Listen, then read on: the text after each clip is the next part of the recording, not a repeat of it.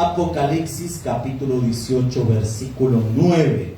Apocalipsis capítulo 18 versículo 9. He titulado este mensaje La caída de Babilonia, parte número 2 o parte final, como usted le quiere decir. Vamos a ver lo que las escrituras nos revelan acerca del futuro gobierno del anticristo. Recuerde que el gobierno del anticristo va a tener dos fuertes. El primero, el poder político, y el segundo, el poder religioso. Dentro del poder religioso es lo que aparece revelado en el capítulo 17 acerca de la gran ramera. El capítulo 18 nos habla la caída del sistema político que va a estar regido por el anticristo. Apocalipsis capítulo 18 versículo número 9. Cuando lo tenga me regala un fuerte amén, por favor. Amén. Vamos a dar lectura a la escritura en nombre del Padre, del Hijo y del Espíritu Santo, y leemos conforme a lo inspirado por el Señor. Dice la escritura: y los reyes de la tierra que han fornicado con ella y que con ella han vivido en deleites, llorarán y harán lamentación sobre ella cuando vean el humo de su incendio, parándose de lejos por el temor de su tormento, diciendo: ¡ay! ¡ay! De la gran ciudad de Babilonia, la ciudad fuerte, porque en una hora vino tu juicio. Buen Dios y Padre que estás en los cielos, en el nombre de Jesús te bendecimos, Señor, te alabamos. Gracias por la oportunidad de estar en nuestra iglesia y de poder aprender de tu palabra. Señor, me humillo delante de ti y te pido, Padre Celestial, que hables a nuestro corazón. Permíteme poder explicar las escrituras, Señor. En el nombre poderoso de Jesús, amén y amén. Puede tomar su asiento. Bien. Recapitulemos un poco todo esto. ¿Qué está pasando ahorita? El Apocalipsis no es cronológico. De hecho, el Apocalipsis es más temático que cronológico. ¿Por qué? ¿Cuál es la diferencia entre decir que es temático y cronológico? Cuando hablamos de un orden cronológico, estamos hablando de cuando contamos eventos de manera ordenada en el tiempo en que sucedieron. La cronología puede ser a la inversa, es decir, de lo mayor a lo menor o de lo menor a lo mayor. El ejemplo perfecto de cronología podríamos hablar de la forma de cómo se mide el tiempo. La historia se partió literalmente en antes de Cristo y después de Cristo. Cronológicamente hablando, si hablamos de un evento después de Cristo, ese evento se fecha desde los años que se considera que está cerca del nacimiento de Jesús. Mientras que el después de Cristo es un orden ascendente que va desde el año 0 hacia adelante. De hecho, llevamos 2022 años desde el año 0 hasta nuestro día, 2022 años.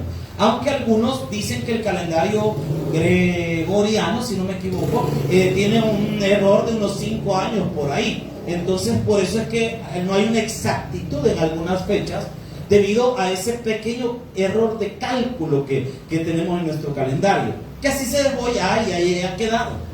Para el judío no existe el antes y el después de Cristo. De hecho, para el judío, ellos están en el año 5000.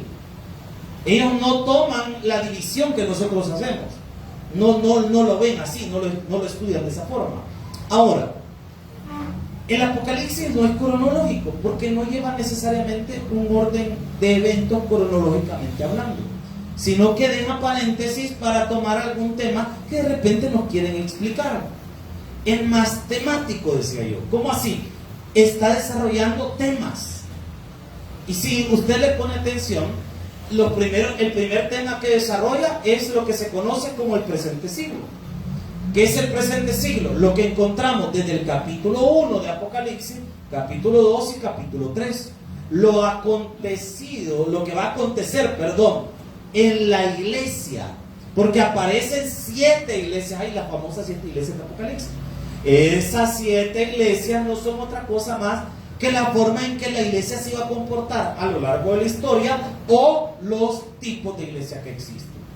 Y a ese espacio de los primeros capítulos del Apocalipsis se le conoce como el presente siglo, que va desde la muerte de Cristo en la cruz del Calvario y su resurrección hasta el rapto de la iglesia. O sea que nosotros, la iglesia, usted y yo, vivimos en lo que se conoce como el presente siglo, o también como se le conoce teológicamente, la dispensación de la gracia. Mire, y mejor época no habríamos escogido para nacer, hermano. ¿Por qué? Porque tenemos la gracia de Dios. ¿Se recuerda lo que estudiamos ayer en la carta a los romanos? ¿Qué significa la gracia? Un regalo que no merecemos. Un regalo inmerecido. Eso es gracia, hermano. ¿Y la misericordia qué era? ¿Se recuerda? ¿Quién estuvimos ayer? Vale, ¿qué era la misericordia? Ay, hermano, ya le voy a pasar el examen. ¿Qué era la gracia? Un regalo que no merecemos. Y la misericordia cuando no nos dan lo que merecíamos, hablando obviamente en términos de castigo. Entonces nosotros lo que vemos en el Apocalipsis es que se van desarrollando esos temas. Posteriormente vamos viendo el inicio de algunos temas. ¿Como cuáles temas? La apertura de los sellos. Se recuerda que hablamos que en el libro de Apocalipsis contiene 21 juicios de Dios. Los primeros 7 juicios se le llaman los 7 sellos. El séptimo sello apertura otros 7 juicios. ¿Y cuáles son esos otros 7 juicios? Las 7 trompetas. A todo esto, ahorita, donde vamos, ya pasaron cronológicamente hablando 3 años y medio, desde el rapto de la iglesia hasta las trompetas. Y miren, y si estudiamos un poco, ha sido bien interesante, porque a la vez que han habido juicios en la tierra después del rapto de la iglesia, porque recuerden que el evento escatológico que estamos esperando que pase es el rapto de la iglesia. Amén, iglesia. Que no sabemos cuándo va a ser, porque el rapto de la iglesia no es inmediato, es inminente. ¿Qué es eso? Que en cualquier momento puede pasar. Eso es algo inminente, en cualquier momento puede pasar. ¿Qué es algo inmediato? Al finalizar el culto voy a ir a comprarme unas mis 3 pupusas. Eso es inmediato. ¿Por qué? Termino el culto, digo amén. La hermana Dina, ¿verdad? ¿Hacen una pupusita por ahí? Ya, ahí está. Eso es algo inmediato. Mientras que algo inminente es, tengo que estudiar para el examen. Teóricamente debería ser ya. Amén, los que están estudiando todavía. Pero conociendo al pueblo, probablemente en algún espacio-tiempo lo van a hacer. ¿Cuándo? A saber. Pero es algo inminente, deberían de hacerlo. Va a pasar, porque tarde o temprano tiene que sentarse a estudiar. Eso es algo inminente. En cualquier momento puede pasar. El rapto es algo inminente. En cualquier momento puede pasar. Como nos puede agarrar el rapto aquí en la iglesia, mire qué bonito fuera, ¿verdad? Estar aquí en un culto, al lado, y nos vamos. Y de repente lo mira la diaconisa que quedó con lo que pasó aquí, ¿verdad? O el hermano de seguridad, ya de repente con el chaval, ¿qué pasó aquí? O al que canta usted, alabaré, y de repente no hay nadie. Bueno, sigamos, ¿no? O al que predica. Y entonces Cristo, y todos se fueron, y el predicador se quedó. Entonces, el rapto de la iglesia es lo que estamos esperando, lo que anhelamos que suceda. Eso es el rapto de la iglesia. Es algo que estamos anhelando.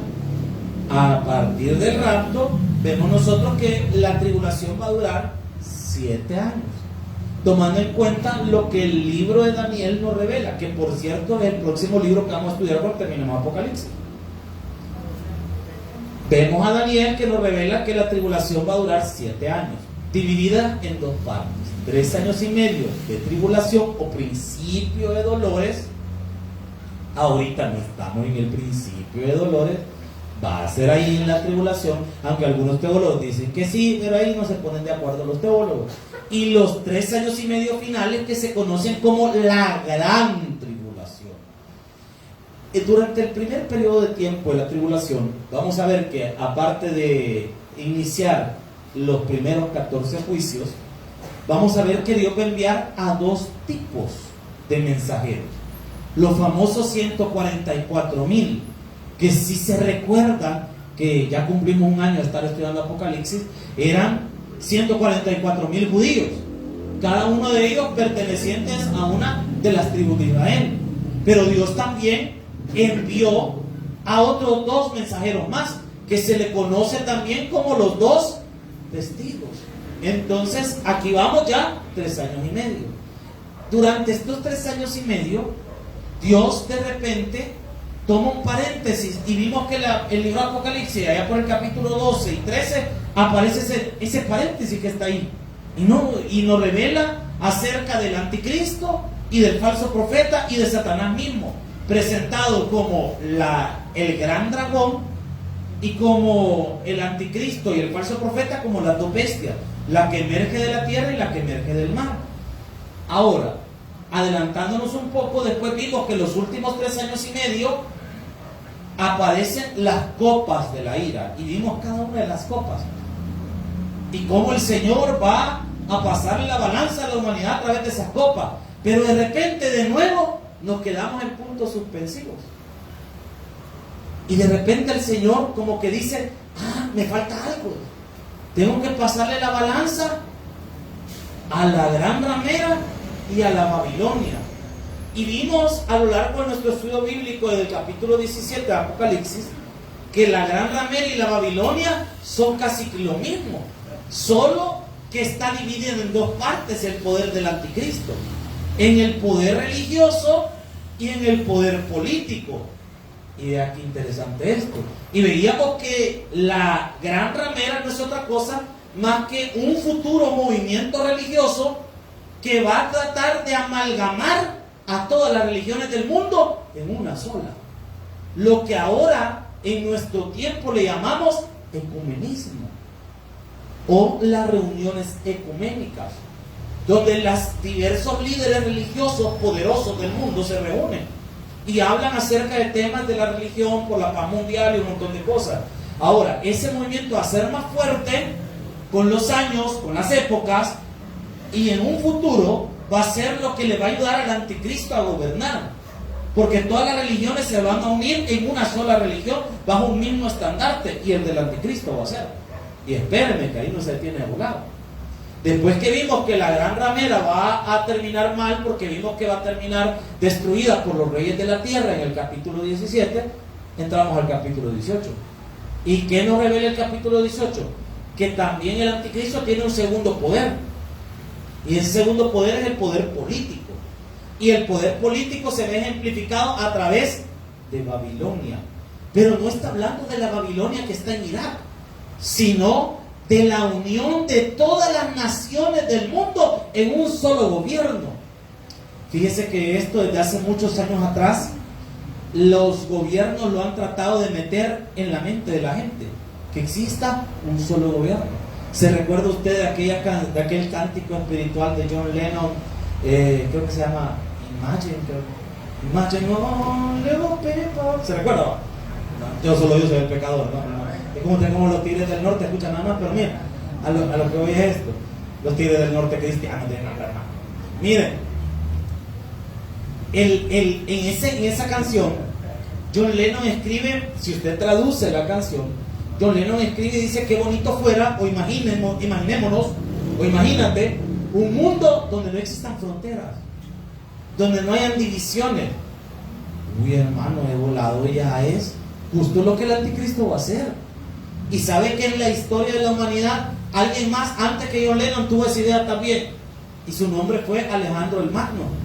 Ese brother dijo que necesitaba que todo el mundo tuviera una sola lengua, por eso que inculcó en todos los lugares donde logró conquistar que se hablara griego. Y de hecho la influencia de Alejandro Magno fue tan grande que aún en los tiempos de los romanos, el lenguaje que más era hablado en el mundo no era el latín de los romanos, sino el griego.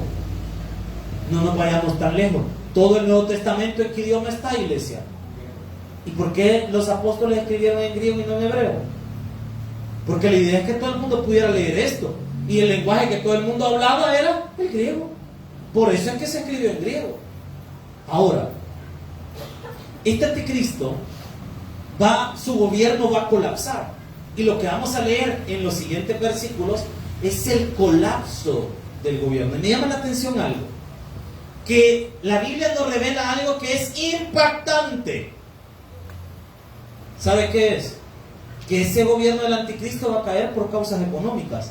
Y esto, hermano, es impactante. ¿Y por qué es impactante, pastor? Porque en la época que se escribió el Apocalipsis, estamos hablando del 100 después de Cristo, considerar que un reino podía caer por escasez económica era algo absurdo. Los reinos en la época antigua caían por no tener ejército, pero no por razones económicas. Porque cada quien cultivaba su comida, de hambre no se morían. Pero en una época como la nuestra, que todo depende de la economía. Todo, hermanos. Imagínense que una guerra como la de Ucrania, ¿a cuántos kilómetros estaremos de Ucrania? Con que uno siente lejos, de aquí nomás a Cojute usted. ¿A qué distancia estaremos de Ucrania? Y ese pleito ha terminado afectando nuestra economía. Porque no sé si sabía eso, dentro del panorama de la globalización, el problema de esto es que algunos países sustentan parte de la economía, y uno de ellos es Ucrania. Porque mucho del trigo del mundo se cultiva en Ucrania. Entonces, al ser difícil cultivar el trigo de Ucrania, obviamente eso se traduce en alza de precio. Por eso es que hasta los chores les han subido a usted. Pecado. Sí, ¿y por qué? ¿Y de qué los hacen, pues? De pan. ¿Y el pan que lleva? Trigo. Y si el trigo sube, todos los derivados del trigo y todo lo que se produce con el trigo va a aumentar. Entonces aquí viene un detalle: la persona que hace el pan tiene que aumentar el precio, y esto es un efecto en cadena, porque de repente usted, para poder pagar el pan, lo que sea que usted venda, tiene que subirle un poco el precio, aunque no tenga nada que ver con el trigo, pero usted tiene que subirle. ¿Por qué? Porque usted necesita comprar pan. ¿Me entienden por dónde va la cosa ahora? Por ejemplo, el doctor tiene que cobrarnos un poquito más la consulta. ¿Y el doctor qué tiene que ver con el trigo? Pues sí, quizás su carrera no tiene nada que ver con el trigo, pero su estómago sí, y el de sus hijos. Y al ver el alza en el precio, entonces él tiene que subirle.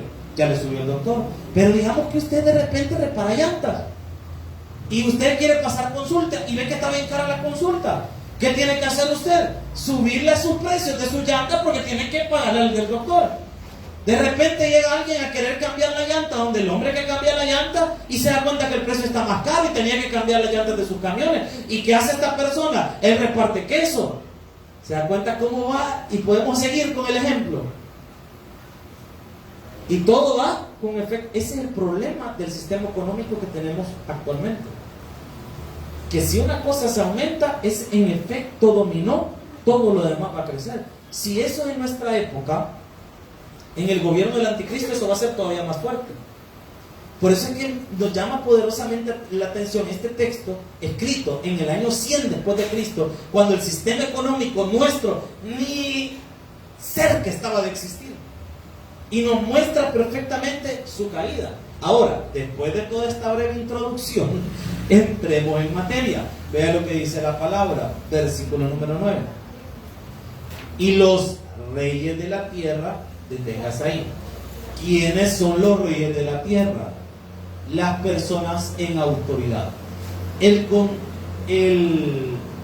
La idea de un presidente no existía en la época romana. Los gobernantes de las naciones, ¿cómo se llamaban? Reyes. Es que ahí dice reyes, no presidente. Pues sí, hermanos, esto fue escrito en el año 100. Y la idea de la presidencia nace en 1789 con la Revolución Francesa, donde se instaura la idea de una presidencia. Anteriormente, lo más parecido a la democracia era la democracia de los griegos, donde los estados estaban dirigidos por cónsules, pero no por presidentes. La idea de la presidencia es algo que nos dejó la Revolución Francesa. Y aquí viene el detalle. Por eso es que la Biblia no le llama los presidentes de la tierra, dice los reyes. Pero aquí va la idea del dirigente de un país. Y vea lo que dice la palabra. Y los reyes de la tierra, es decir, que en el reino del anticristo van a haber presidentes, líderes de cada país. Y dice la palabra, de la tierra, que han fornicado con ella. ¿Por qué? la Biblia utiliza el término fornicación o porneia, que es donde viene el término fornicación. En su original griego es porneia. ¿Por qué utiliza ese término? Porque las naciones dejaron de buscar a Dios y comenzaron a refugiarse en el anticristo. Para Dios, las naciones le fueron infieles y cayeron en fornicación. Pero pastor, si fornicación solo es antes del matrimonio, ahí está equivocado. Fornicación es todo acto inmoral. No solamente el acto previo al matrimonio, sino también un adulterio entra en la porneia, en las depravaciones sexuales, porque eso significa porneia, exhibiciones sexuales ilícitas. Entonces la porneia es amplia. Entonces, desde el contexto que estamos estudiando acá en la palabra, nos está diciendo que esas naciones le fueron infieles a Dios y se fueron tras el anticristo y el falso profeta y el demonio mismo. Por lo tanto, para Dios, ellos han caído en fornicación. Y dice la palabra, y con ella han vivido en deleite. Sí que les ha ido bien. Con el anticristo le fue bien, deleite, obviamente, había dinero, había riqueza, había economía muy buena. Y al ver que la Babilonia está cayendo, ¿qué hacen ellos? Vea lo que dice la palabra después de la coma. Lloraron y harán lamentaciones, que dice la Biblia, cuando vean el humo de su incendio. Cuando una ciudad se incendiaba es porque había caído o la habían destruido. La idea no es que literalmente esa Babilonia va a estar incendiada, sino lo que la Biblia nos está revelando es que cayó. Y como cayó, se ve el fuego y toda la gente que comerciaba y dependía económicamente de la Babilonia están haciendo lamentaciones. Y vea lo que dice el versículo 10. Parándose lejos por el temor de su tormento, por lo que están pasando, diciendo, 2 puntos. Ay de la gran ciudad de Babilonia, la ciudad fuerte, porque en una hora vino tu juicio. Aquí hay algo interesante y que vale la pena que lo recalquemos. Lo primero, la expresión ay sin H equivale a dolor. Ay con H es de haber. Es importante porque a veces las personas no nos damos a entender bien porque escribimos mal. Hay con H es de haber. Por ejemplo, hay agua en la refri. O también podría ser la expresión hay algo aparte de agua en la refri. ¿Qué estoy preguntando? Si hay algo más. Pero hay sin H equivale a una expresión de dolor. Por eso es que usted ve que siempre el hay va acompañado de signos de admiración. Porque nos está hablando de una expresión de dolor. Como, ay, mira lo que le pasó. O cuando usted ve que de repente alguien se cayó, ay, hermano, levántese. En el mejor de los casos, ¿verdad? Porque hay otro que a reír se pone. Cuando uno se cae, ay, mira, se cayó. Ay, es de qué mala usted. Nunca le ha pasado que de repente, o sea, no nos vayamos tan lejos. Hay muchos que le hemos reído del mal ajeno, hermano. De repente alguien se cae.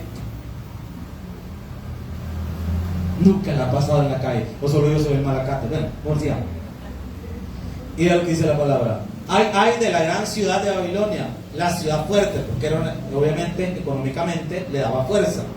Porque en una hora vino tu juicio. Literal. ¿Esto qué opinan ustedes? ¿Será literal una hora o es alguna especie de figura? ¿Qué les dice su razonamiento bíblico? Una hora. El hermano Tránsito dice que es literal. Una hora. ¿Qué dicen los demás? Una hora literal. ¿Qué dicen los demás? ¿Figura o literalidad? Literalidad. Miren ustedes, veo que les he enseñado bien, me llega. La palabra griega para utilizada aquí es la palabra jora, como que venimos de San Miguel, jora. ¿Qué joras son? La palabra jora. Y jora literalmente quiere decir una hora. O sea que sí, esta ciudad va a caer en 60 minutos, lo conocemos como una hora. Y dice, vino tu juicio.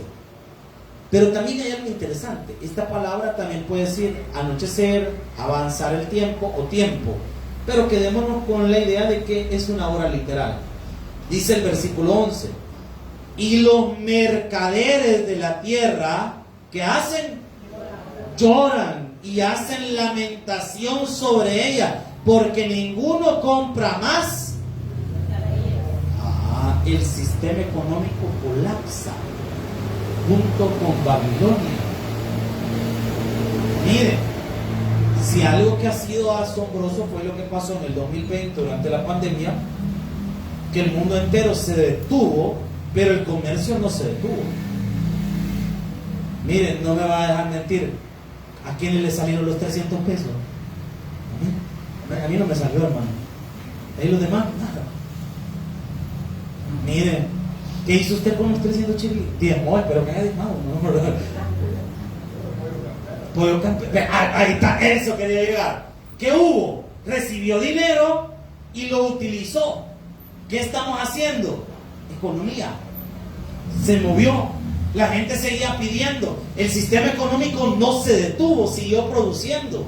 Nos llevaban las cosas a la casa. Nos llevaban las cosas, vendíamos cosas, porque hay gente que hizo negocio en la pandemia. Mire, el que agarró mascarilla, la hizo. ¿Cuánto valía una mascarilla, hermano?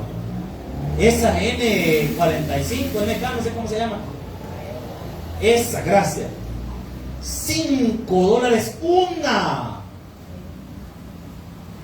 Si en aquel tiempo se notaba el billete en la mascarilla, hermano. El pueblo andábamos de esas normales, de las quirúrgicas normales, pero los pudientes andaban con su y la tapaban con su voladito para traerla, ¿verdad? La economía no se detuvo, se siguió. Pero aquí, en el libro de Apocalipsis, vemos que se detiene. Cosa que desde el momento que se instauró el sistema económico que nosotros manejamos, nunca se ha detenido, ni las pandemias lo han detenido. Pero aquí sí. Dice, porque ninguno compra más sus mercaderías. Y vea lo que dice la palabra, versículo 12, nos describe la mercadería de estos mercaderes, valga la redundancia. Mercadería de oro, de plata, de piedras preciosas, de perlas, de lino fino, de púrpura. Mire, esto es algo que a mí me llama la atención, todo lo que el apóstol Juan escribe acá. Mire, el oro, la plata y las piedras preciosas y las perlas, estamos hablando de productos de lujo. En la antigüedad, hablar de esto es hablar de lujo. Estamos hablando de cosas de lujo, algo que esté hecho de plata, algo que esté hecho de oro, algo que tenga perlas preciosas, estamos hablando de lujo, como hoy en día. Hablar de plata, de oro, estamos hablando de cosas que son bonitas. O solo a mí me gusta la plata. Hay gente que le gusta bastante el oro. ¿A quién de acá le gusta el oro? Sí, es bonito, es vistoso. Te has cuidado en el centro nada más, pero es bonito. Pues algunos en la casa nada más nos ponemos las joyas. Pero en la casa, espérame, pues. ¿A quién le gusta la plata? Sí, ¿verdad que sí? Bonito, sí, bonito. Mano, Víctor le creo, porque ves como que señora en el mercado, un montón de bolas nada más. Está bien, pues. Le gusta el volado. Le gusta, porque estamos hablando de cosas que son preciosas. Collar de perla. ¿Cuánto costará un collar de perla? Carísimo. Y depende de la perla también. De eso, yo no sabía que eso también lo calculaban en ¿cómo se llama el peso que utilizan? En quilates, eso, en quilates. Y las perlas son caras. Miren qué feo le ha agarrado a los varones ahora. También los hombres usan perlas, usted. Yo un día de esto estaba en el... Y como no puedo disimular, hermano. Yo no sé si usted puede... Pero no puedo, ¿no? De repente, entrando en el... Y veo un bicho con un cuerpo y digo... Uy, Dios, qué feo este volado. Y de repente, y un montón de bichos, así con collares de perla. Entonces me dice mi esposa, es que esa es la moda. Qué fea es la moda, usted. Y de repente veo otros dos bichos afuera, cuidándose las costillas. Ay, corto. Y abrazados. En mis tiempos nos pegábamos.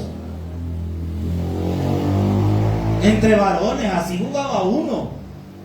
En nuestro tiempo nos pegábamos. ¡Pah! vivo en la talla. Y nos pegamos, nos aventamos, nos escondíamos los bolsones, les quitábamos los zapatos y los poníamos en los techos.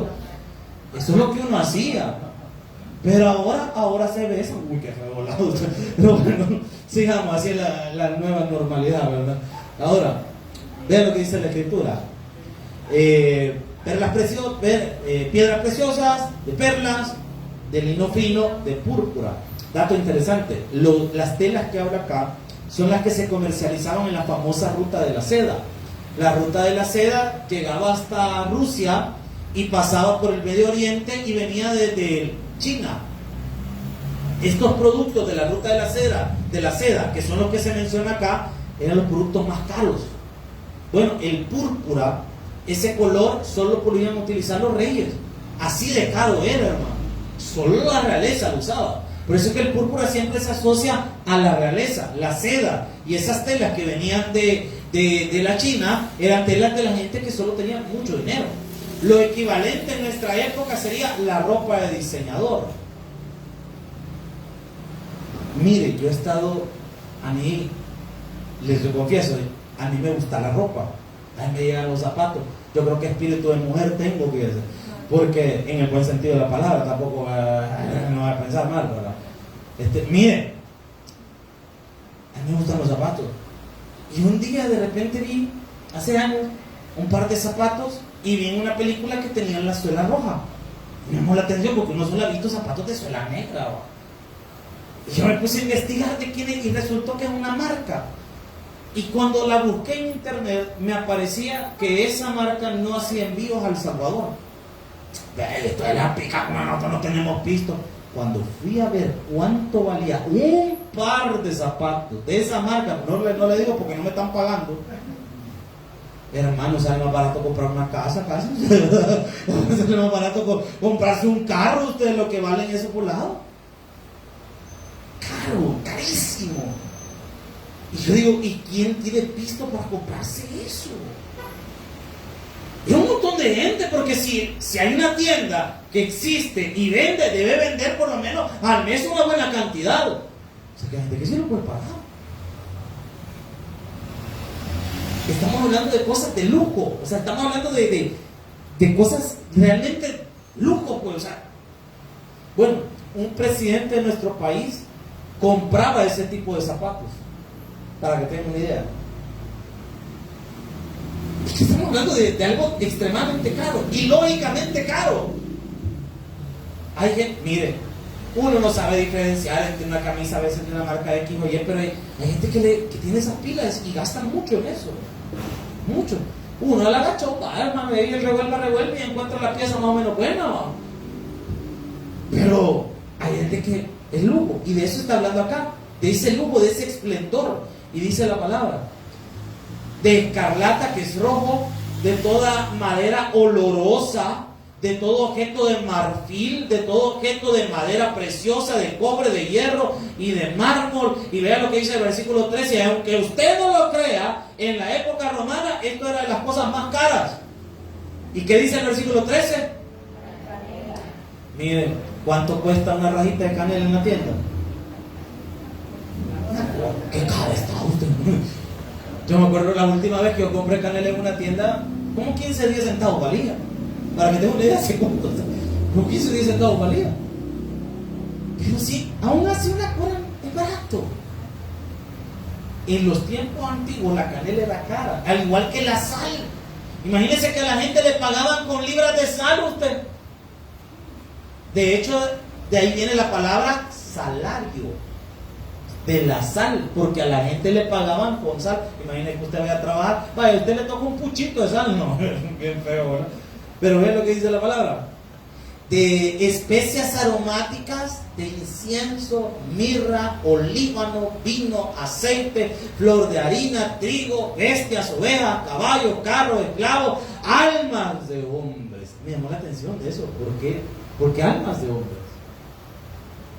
Porque la Babilonia futura se va a mover con mucha brujería. Y yo no sabía esto, y fui investigando para hacer el sermón. Los brujos